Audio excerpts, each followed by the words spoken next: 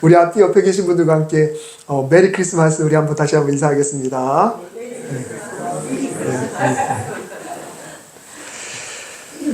예수님께서 오신 성탄절을 기다리고 다시 오실 예수님을 기대하는 이 대림절 두 번째 주일입니다.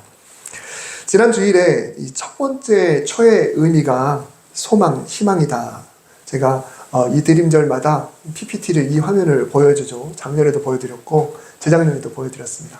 첫 번째 주는 희망이다. 제가 어제 주보 이미지를 카톡으로 보낼 때 이걸 넣어가지고 제가 지난주 건데 제가 잘못 넣었네 이렇게 해서 다시 바꿨습니다. 그래서 오늘 주보에는 평화가 담겨 있죠. 오늘 두 번째 주 두 번째 초가 이제 켜졌습니다. 이제 계속해서 누적해서 초가 켜지게 되고요. 저도 이렇게 찬송하면서 자꾸 이걸 쳐다보게 돼요. 괜히 기분이 참 좋습니다. 근데 첫 번째 희망으로 오신, 두 번째 이제 평화로 오신 예수님을 생각합니다. 그래서 이 초를 보면서 희망과 평화를 한번 느끼면서 우리도 그런 삶을 살아야겠다라는 다짐을 해보는 복된 시간이 되었으면 좋겠습니다. 우리가 세상에서 그리스도인으로 산다는 것은 가장 먼저는 마음가짐이 중요합니다. 나는 그리스도인이다. 그리스도가 내 안에 사신다. 그냥 그리스도인으로 살아가는 게 아니라 사도 바울이 말하는 것처럼 그리스도인이라는 것은 그분이 내 안에 사는 거죠. 예수님께서 말씀하신 것처럼 또 그가 내 안에 살고 내가 그 안에 살아야 되는 것입니다. 마음에 복음을 심고 사랑을 심고 하나님의 의를 심어서 내가 그 그리스도가 나를 장악하는 그런 삶, 내가 먼저 올바른 그리스도인이 되는 겁니다. 이거는 의지도 굉장히 중요하지만 주님이 내 안에 살아주시기를 간절히 사모하는 마음이 굉장히 중요합니다. 그러면 그리스도인으로 되기를 내가 다짐하고 살아가면서 그리스도인으로 살려고 애쓰게 될 것이고, 그리고 그리스도인으로 살아가려고 애쓰다 보면 자연스럽게 말과 행동으로 드러나게 될 것입니다. 물론 그리스도인이 아닌 사람 중에도 언행이 훌륭한 사람들은 얼마든지 있습니다. 우리가 주변에 있는 사람들 생각해 보면 저 사람은 법 없이도 살 사람이야 라고 말할 정도로 정말 잘 사는 분들이 계세요. 너무너무 착한 그런 분들이 계시죠. 하나님을 믿지는 않지만 본받고 싶은 사람들이 우리 주변에 있습니다. 누군가는 신앙의 여부와 상관없이 언행이 훌륭할 겁니다. 사실입니다. 그런데 하나님을 믿지 않는 사람이 잘하건 못하건 간에 적어도 그리스도인이라고 한다면 그래도 언행의 본인이 되어야 합니다. 아니, 최소한 본인이 되기 위해서 최선을 다해야 합니다. 특별히 우리는 말을 신중하게 해야 돼요. 그리스도인의 모습은 말과 행동에서 드러나게 되는데 그 중에 말이 단연 압도적으로 중요합니다. 살다 보면 하고 싶은 말이 있고요. 또 해야 할 말이 있습니다.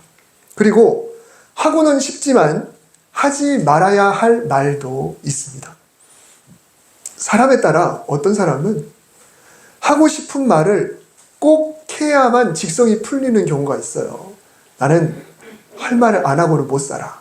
꼭 말하고 살아야 돼 라고 생각하는 사람들도 있습니다. 그러나 우리가 적어도 그리스도인이라고 한다면, 그리고 그리스도인으로서 정말 살아간다고 한다면 내가 그리스도인으로서 해야 될 말이 있고 하지 말아야 될 말이 있습니다. 꼭 내가 하고 싶은 말을 해야만 직성이 풀리는가? 아니요. 그리스도인이라고 한다면 해야 할 말을 하고 싶지만 그래도 안 할 수 있는 게 그리스도인의 언어입니다. 우리가 성령님께 지혜를 구하면서 우리의 말을 잘 지켜나간다면 우리는 분명히 평화의 도구로 쓰임을 받게 될 것입니다. 그리스도께서 원하시는 말을 하다 보면 당연히 내 주변에 있는 사람들은 나를 통해서 그리스도를 볼 것이고 또 평화를 볼 것입니다. 소망을 보고 사랑을 보게 될 것입니다. 약 한 달 전에 민수기 21장 설교를 했습니다.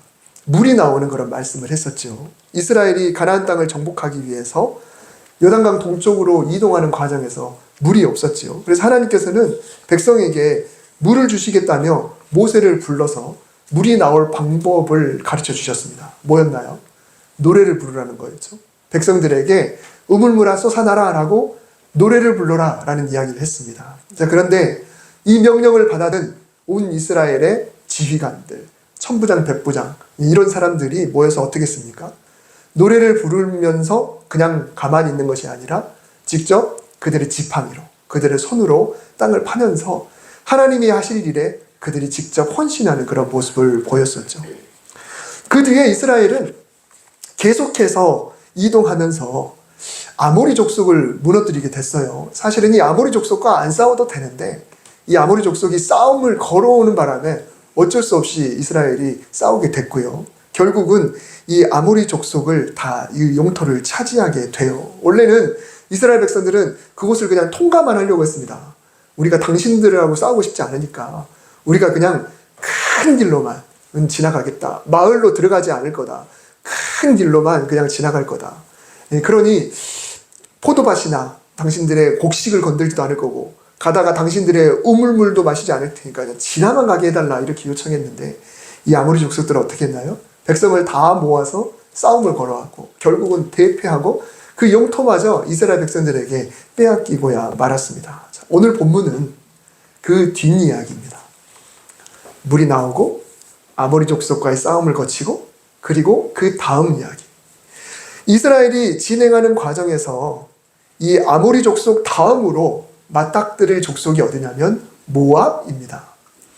아모리 족속이 힘없이 패한 모습을 지켜본 이 모압 족속의 반응은 뭐냐면 심히 두려워하고 그리고 번민했다라고 말합니다. 얼마나 무서워했는지 우리가 충분히 느끼게 되지요. 공포 그 자체였습니다. 아직 그들이 맞닥뜨리지도 않았는데 아모리 족속이 너무 쉽게 무너지는 걸 보면서 너무너무 무서웠던 거예요. 당시 모압 왕의 이름은 발락입니다. 한글로는 발락이지만 실제로 발음을 발라크라고까지 해야 좀 맞습니다. 근데 발락인데요.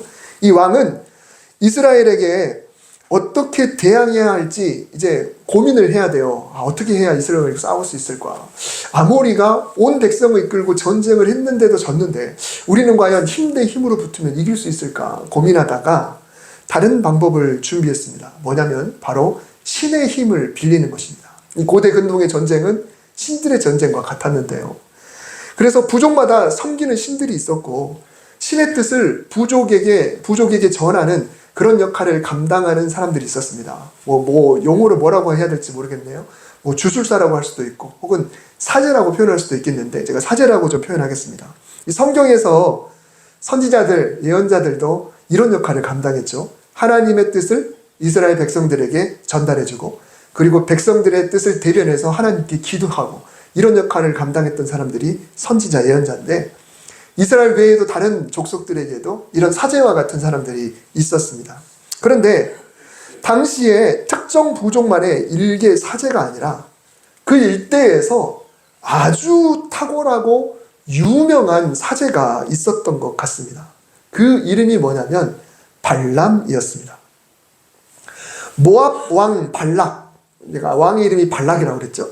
근데 이 사제의 이름은 발람, 받침이 기억하고 미음 차이인데 이제 오늘 말씀 중에 이 두 사람의 이름을 자꾸 이야기를 할 텐데 여러분 헷갈릴까봐 그냥 발락은 발락왕이라고 이야기하고 이 사제는 발람이라고만 호칭을 하겠습니다. 발람은 가나안 땅 부근이 아니라 멀리 북쪽 유브라데 강가에 부올이라는 곳에 살고 있었습니다. 이 본문하고 그리고 조금 뒤에 보면 부올이라는 곳이 또 나옵니다. 이름은 똑같지만 사실 장소가 좀 다릅니다.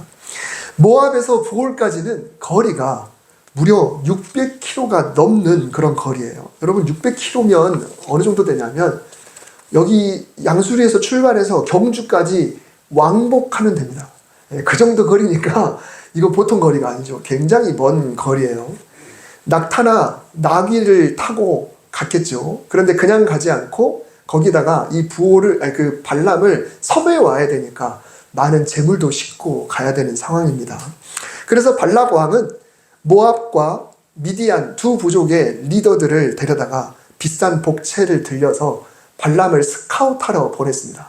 그 주변에 있는 자기 나라의 사제 갖고는 안 될 것 같아서 고대 근동 일대를 그냥 호위할 수 있는 능력 있는 사제를 좀 데려와야겠다 싶었던 것이죠. 그래서 우리나라가 축구 국가대표가 우리나라 안에서 감독을 안 뽑고 멀리 히딩크를 뽑아온 것처럼 그런 것이라고 생각하면 되겠죠. 근데 만만치 않은 거리입니다. 비싼 돈에 시간도 걸리고 정말 많은 노력을 해야 되는데 그만큼 이스라엘이 두렵다는 거예요. 이 정도의 시간과 노력도 어쩌면 부족할 수 있겠다 싶어서 이 발람을 데려오려고 했던 것입니다. 자, 그러면 발람을 데려다가 무엇을 하려고 했을까요? 바로 이스라엘을 향해 저주하게 하려고 했던 거예요. 이스라엘을 저주하게 해야겠다. 그래서 모압과 미디안의 리더들은 이 목적을 분명히 전달했어요. 당신 와서 우리를 위해서 이스라엘을 저주해 주시오. 하지만 이 발람은 이것을 거절해요. 왜냐하면 그날 밤에 하나님이 그렇게 하지 말라고 이야기했기 때문에, 가지 마라고 이야기했기 때문에 결국은 가지 않습니다. 여러분, 이 저주라는 단어는 참 무섭습니다. 예나 지금이나 마찬가지예요. 지금 요즘은 그런 욕이 별로 없지만 옛날에는 우리 어른들이 하던 욕들을 한번 생각해 보세요. 정말 자식들에게 했던, 서로에게 했던 욕들을 보면 다 저주입니다. 다 저주예요. 옛날 그냥 TV 문학관 이런 데 나오는 그런 드라마나 옛날 드라마 이런 거 보면은 옛날 그 소설도 보면 그 욕이요. 다 저주입니다. 다 저주예요. 막, 이 모델놈, 그래서 이 모든 게 다 욕이에요. 근데 이게 다 저주입니다. 그래서 사람들은 누구나 이 저주를 들으면 너무너무 싫어하죠. 그런데 이 고대의 저주는 오늘날 우리가 그냥 하는 욕 정도가 아니고 그 저주가 그대로 이루어진다라고 하는 믿음이 있었습니다. 특히 신탁을 받은 이 사제가 백성을 저주한다. 그러면 이거는 거의 그대로 이루어진다라고 믿었죠. 굉장히 무서운 게 저주입니다. 그런데 발람은 다행히도 이스라엘의 신인 하나님을 이미 알고 있었습니다. 아니, 발람은 이스라엘만의 신이 아니라 하나님이라는 존재를 이미 알고 있었어요. 그래서 하나님께 질문하고, 하나님은 이스라엘은 복을 받을 자들이고 저주를 받을 민족이 아니니까 너는 따라가지 말라라고 말씀해 주셨던 겁니다. 결국 신하들은 빈손으로 돌아왔어요. 그러면 발락 왕이 이걸로 포기했을까요? 그렇지 않습니다. 더 높은 신하들, 그전에는 차관을 보냈다고 한다면 이번에는 장관하고 국무총리를 보내요. 그리고 은금을 더 많이 보냅니다. 그러면서 당신이 만약에 온다면 우리 높은 자리를 주겠습니다. 많은 부하를 주겠습니다. 이렇게 더 파격적인 스카우트 조건을 가지고 갔던 거예요. 근데 하나님은 이번에는 가게 하되 신신당부하셨어요. 가서 이렇게 말을 하거라. 이렇게 신신당부하셨습니다. 드디어 고대하던 발람이 도착을 했습니다. 그래서 발락 왕은 이스라엘 진영이 다 내려다 보이는 곳에 있는 바알 산당으로 데려갔어요. 그리고 이 발람의 요청에 따라서 7 제단을 쌓고 각종 짐승을 가지고 제사를 지내는데, 발락 왕은 자기 몫의 제사를 지내고 발람은 따로 자기 몫의 제사를 지냅니다. 장소는 바알 산당이지만 그러나 발락 왕은 자기의 신에게, 그리고 발람은 하나님께 제사를 지냈어요. 그러자 이제 하나님은 발락의 요청에 따라서 발람이 무슨 말을 해야 될지 이것을 발람의 입에다가 두신 거예요. 발락 왕은 기대합니다. 드디어 저주를 하게 되겠구나. 이 이스라엘 백성들이 다 내려다 보이는 이곳에서 드디어 저주를 하겠구나. 뭐라고 하나 보자. 이제 우리는 이겼다. 이스라엘은 큰일 났다. 이렇게 생각을 했던 거예요. 자, 그런데 하나님이 저주하지 않으신 자를 내가 어찌 저주하며 하나님이 꾸짖지 않으신 자를 내가 어찌 꾸짖으랴. 내가 높은 곳에서 바라보니까 이들을 상대할 민족이 없다. 이들의 번성함을 보라. 내 남은 생에도 이들과 같으면 얼마나 좋을까라고 이야기를 했습니다. 여러분, 발락 왕이 듣다가 깜짝 놀랍니다. 처음에 쭉 듣다 보니까 이건 아닌데? 이건 아닌데? 라고는 생각이 든 거예요. 저주하라고 비싼 돈을 들여왔는데 도대체 축복이 웬 말이냐라고 그냥 화들짝 놀랐던 거죠. 이때 발람이 뭐라고 대답하냐면, 하나님께서 내 입에 담아두신 말씀을 말고 내가 무슨 말을 한단 말입니까? 라고 이야기를 했습니다. 하나님께서 내 입에 주신 말씀을 내가 어찌 말하지 아니할 수 있으리까?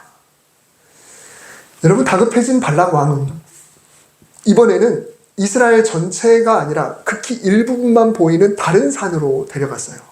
그리고 거기서도 제단을 쌓고 발락 왕과 발람은 각기 짐승을 잡아서 제물로 바치고 또 제단을 쌓아 그들의 신에게 나름대로 제사를 지냅니다. 이번에 발락이 또 이야기해요. 이번엔 진짜겠지. 저주 다시 해봐 라고 이야기를 했습니다. 자, 그런데 이번에도 발람은 더 거창한 말로 이스라엘을 축복합니다. 그러니까 발락 왕은 차라리 저주하지도 말고 축복도 하지 말라고 입을 딱 막아버립니다. 그러자 발람이 뭐라고 하냐면 하나님께서 말씀하신 것을 그대로 말할 수밖에 없다고 내가 말하지 않았습니까? 라고 이야기를 했습니다. 세 번째로 장소를 바꿔보지만 역시 갈수록 더 강한, 더 거창한 축복을 선언했고 결국은 발람 왕은 발람에게 아무것도 하지 말라고 하면서 쫓아버려요. 근데 이번에도 발람은 하나님이 나에게 말씀하신 대로 내가 말하겠다고 했던 그대로 했을 뿐입니다 라고 대답을 하고 더 큰 예언을 추가하면서 축복을 마무리하게 됩니다. 결국은 발락은 발람을 보내게 돼요. 이 스토리가 3장에 걸쳐서 나옵니다. 굉장히 자세하게 나오죠. 이 민수기 전체의 내용을 볼 때 이 발람과 발락 왕의 이야기가 굉장히 많이 나오고 있는 것을 보게 됩니다. 이 말씀 속에는 총 4번의 축복이 있는데요. 그 중에 첫 번째와 두 번째 축복은 과거에 하나님이 이스라엘에게 어떤 일을 하셨는가를 근거로 해서 축복을 했고, 세 번째, 네 번째는 하나님이 앞으로 이스라엘에게 어떻게 하실 것이다 라는 것을 예언하듯이 축복을 했습니다. 그러니 하나님이 이 발람에게 주신 이 말씀이 얼마나 구체적이고 그리고 과거에 대한 감사와 더불어 미래에 대한 그런 축복이 다 담겨 있는가라는 것을 우리가 보게 됩니다. 여러분, 좋은 부모라면 늘 자녀에게 좋은 말버릇을 가르칩니다. 예의를 잘 갖춰야 된다. 높임말을 써야 된다. 남 기분 상하지 않게 말을 해야 된다. 때로는 말을 돌려서 할 줄도 알아야 된다. 화난다고 그대로 말을 하면 안 된다. 감정을 잘 추스리고 상대방 기분 상하지 않게 이야기해야 된다. 그래서 예의 갖춘 말들을 우리가 들어보면 참 저 집 어르신이 누구신지 모르지만 가정교육을 참 잘했구나라고 이야기를 하게 되죠. 여러분, 우리가 믿는 하나님은 선하신 분이시고요. 또 좋은 아버지가 되십니다. 하나님은 우리에게 어떤 말 버릇을 가르치고 계실까요? 또 우리가 어떤 말 하기를 원하실까요? 하나님이 원하시는 말은 과연 무엇일까요?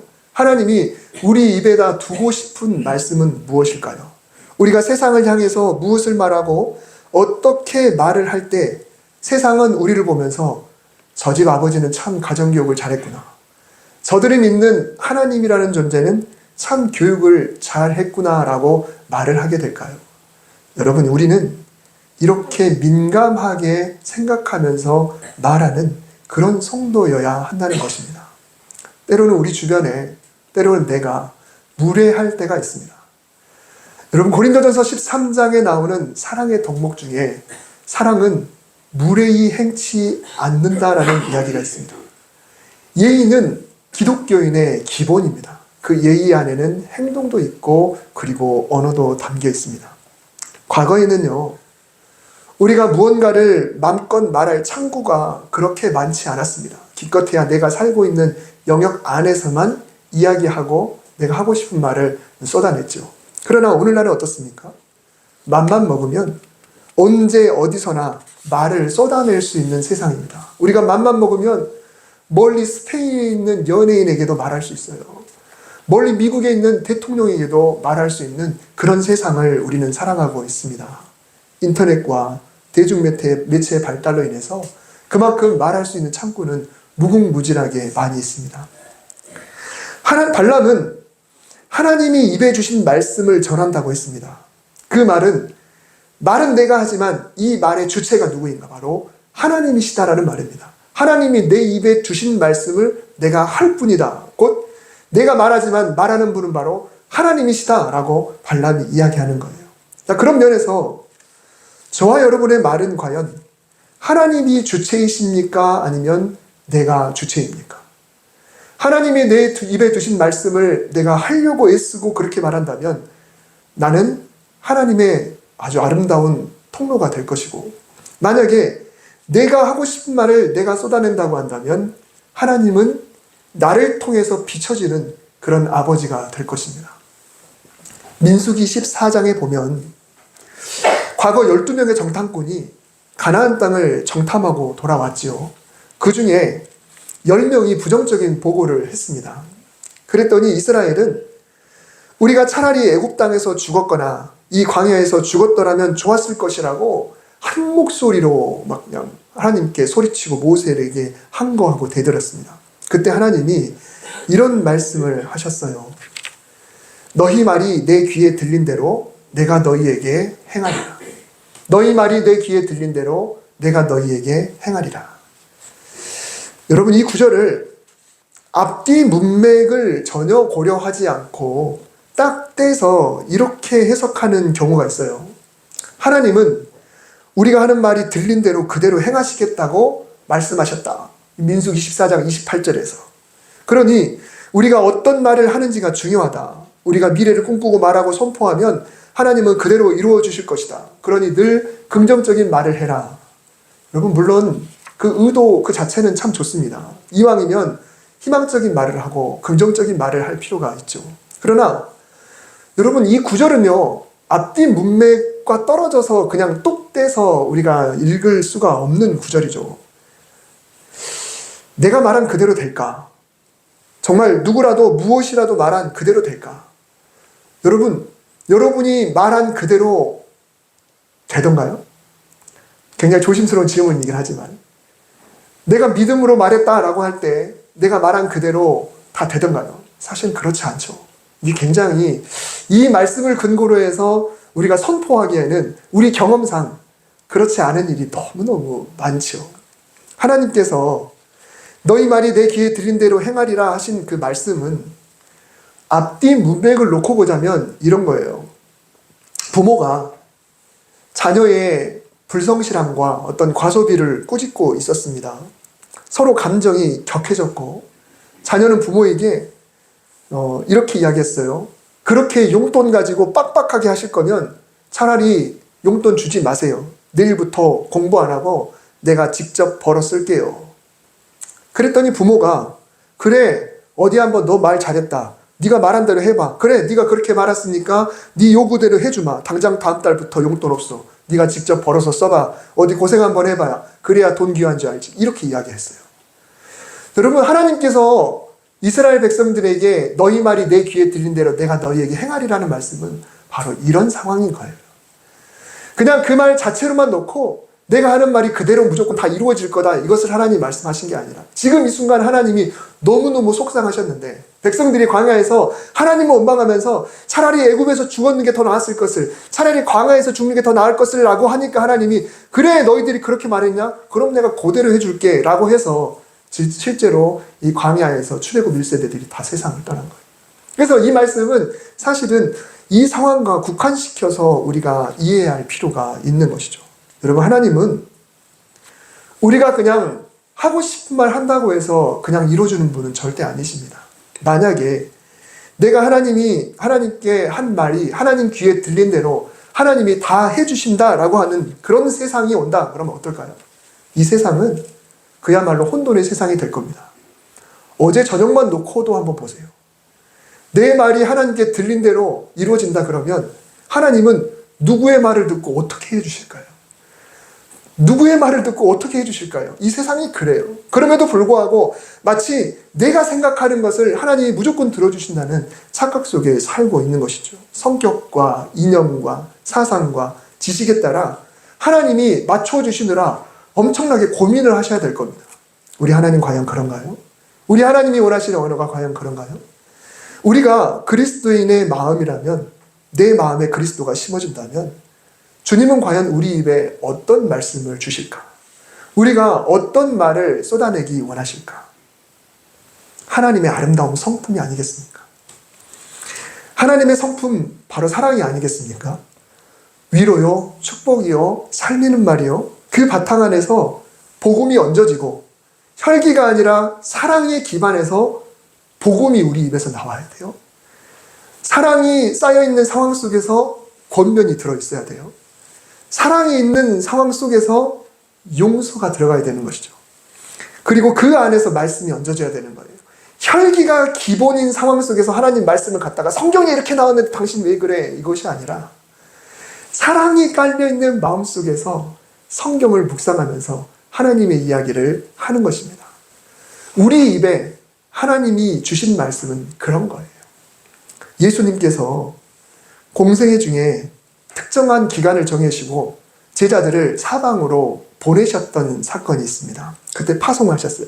그러면서 예수님 뭐라고 말씀하시냐면 사람들을 마음껏 축복해주라.